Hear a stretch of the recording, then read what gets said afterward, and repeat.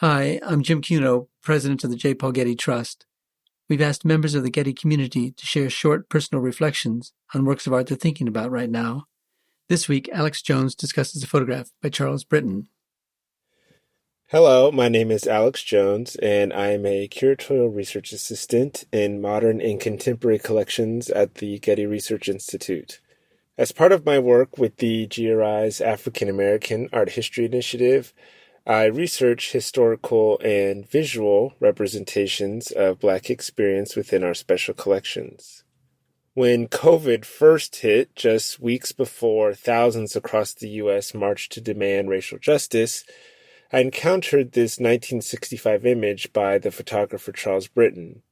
This is an unsettling image, to say the least. A young Black woman in simple yet elegant attire is dragged by several white men across a city sidewalk. Her clothes highlight the woman's youthful charm, a plaid skirt and blouse draped by a chic shearling jacket punctuated by the stylish flare of white heels. Instead of showing faces, though, the image focuses on hands and limbs and entangled bodies. The white man's hands firmly grip the woman's bicep and wrists, which lead downward to her limp and contorted figure as her head falls back behind her.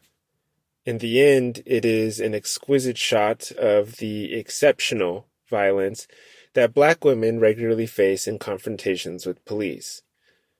I don't know who this woman is. Her name is not mentioned in the official record, but her struggle here underscores the critical role that Black women play in the civil rights movement.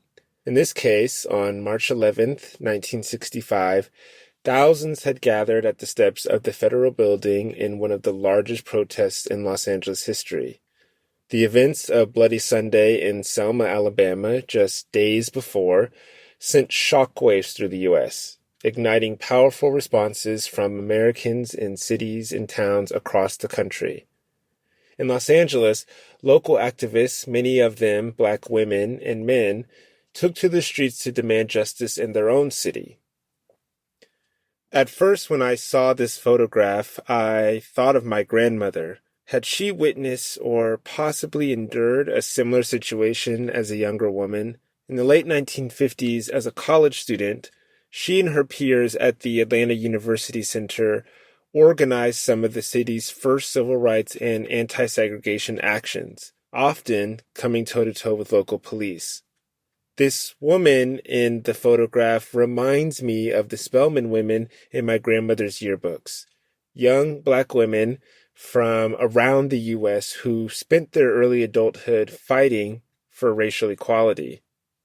Like many young Black Americans today, I envision or imagine the civil rights movement through alternating images of heroics and horror, of Black people who dared to lay their lives on the line for far-belated justice, and white police officers and civilians who seemed intent on denying that future.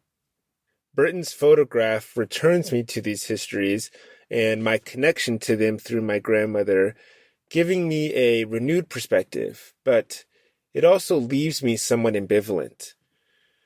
Though Brittin's photograph documents the endurance of Black Americans in the struggle for justice, the long and continuous movements for civil rights that persist to this day remind me that the sacrifices embodied by this woman, my grandmother, and countless others have not yet been reciprocated. Instead, we continue to fight against the inequality that their protests and their bodies laid bare.